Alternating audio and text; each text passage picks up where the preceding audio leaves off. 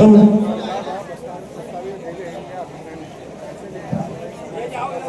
Hello hello hello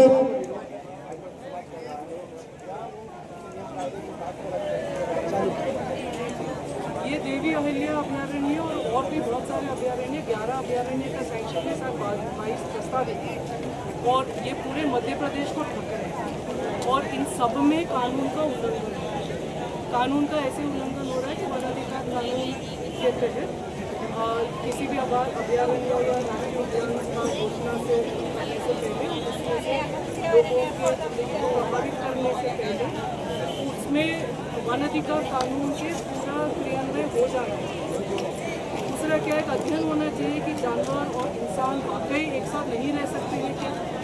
और तीसरा ये है कि ग्राम सभा की अनुमति चाहिए और ग्राम सभा की फ्री एंड इन्फॉर्म्ड कंसेंट चाहिए। यानी कि ऐसा नहीं कि अनुमति पर पूरी जानकारी के बाद उसको उससे अनुमति चाहिए। ये नहीं हुआ, ये बिल्कुल ये कोई भी शर्त पूरा नहीं हुआ है। ऐसे ही प्रशासन और राजनेता बैठ के तय कर रहे हैं कि हम अभयारण्य घोषित करेंगे और ये एक्चुअली लैंड ग्रैब है। ये जो हो रहा है कि जंगल को हड़पा जा रहा है, जंगल को छीना जा रहा है लोगों से, उन समुदायों से जो हजारों साल से यहाँ रह रहे हैं और वो छीना जा रहा है और वो एक बिजनेस उसमें चलाने का बिजनेस अपॉर्चुनिटी बन रहा है और उसमें कंपनियों को दिए जा रहे हैं, पर्यटन के लिए दिया जा रहा है जो पर्यटन काफ़ी नुकसानदायक है जंगल के लिए, उस पर्यटन के लिए दिया जा रहा है, कंपनियों को प्लांटेशन के लिए दिया जा रहा है, कंपनियों को खदानों के लिए दिया जा रहा है। ये सब आदिवासियों से जंगल छीनने का काम है। जिस तरह से अंग्रेजों ने आदिवासियों से जंगल छीना था, वही उसी तरह से अभी हमारी सरकार आदिवासियों से जंगल छीनने का कार्यक्रम बना रही है और अभयारण्य घोषणा है। इसमें जानवरों की चिंता किसी की नहीं है।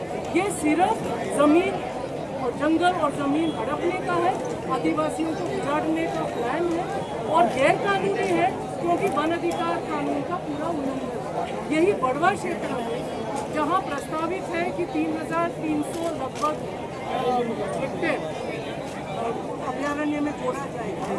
वहाँ पर उस 3,300 हेक्टेयर में सिर्फ 2 हेक्टेयर, आप समझिए हास्यास्पद, सिर्फ 2 हेक्टेयर पर वन अधिकार कानून का काम हुआ है।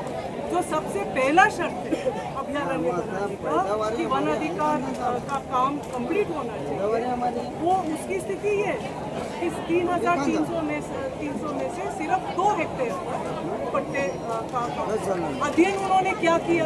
अध्ययन का जो है जानकारी किसी को नहीं है। अध्ययन का शर्त ही है, मध्य प्रदेश सरकार की खुद की मार्गदर्शिका में लिखी है कि जब अध्ययन होगा कि ये ऐसा अभयारण्य बनना चाहिए कि नहीं, उसमें गांव वालों को ये सभी का, ये जितने भी जो वन अधिकार कानून के धारा 4 धारा 2 है और जो मध्य प्रदेश शासन की जो मार्गदर्शिका है उसका पूरा का एक भी जो प्रावधान है उसका पालन नहीं किया गया, एक भी नहीं किया। पूरी तरह से प्रशासन और राजनेताओं का एक ये षड्यंत्र इस प्रकार से खेल बना है।